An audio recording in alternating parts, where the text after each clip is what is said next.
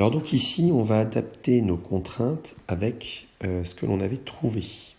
C'est-à-dire que V1 vaut cosinus de t, V2 vaut sinus de t. Donc la première contrainte s'exprime comme lambda 1 prime de t fois V1, c'est-à-dire cosinus de t, plus donc lambda 2 prime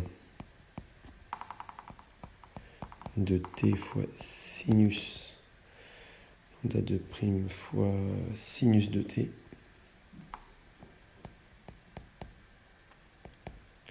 égale 0.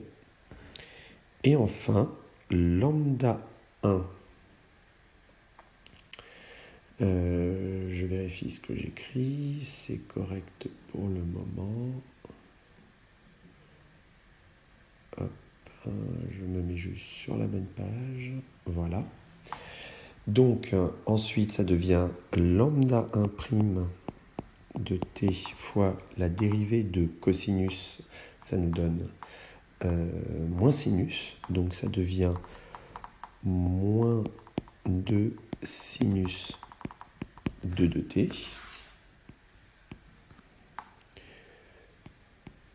plus lambda 2 prime de t, la dérivée de sinus de t, c'est 2 cosinus de t, égale, cette fois-ci, donc, si on regarde notre équation, le a, c'est-à-dire le coefficient devant y', ici, il vaut 1, et le phi de t, il vaut tangente de t, donc tout ça égale tangente t. Voilà mon système d'équations.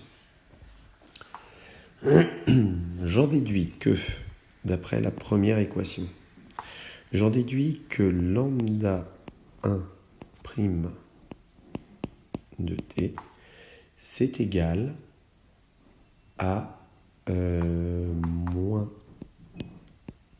lambda 2 prime de t fois sinus de 2t sur cosinus de 2t, c'est-à-dire tangente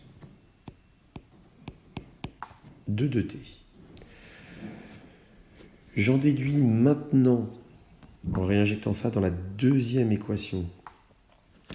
Donc je remplace lambda 1t par moins lambda 2 prime de t tangente de 2t. J'ai donc moins 2 fois moins lambda 2, c'est-à-dire plus lambda 2 prime de t tangente de 2t fois sinus de 2t.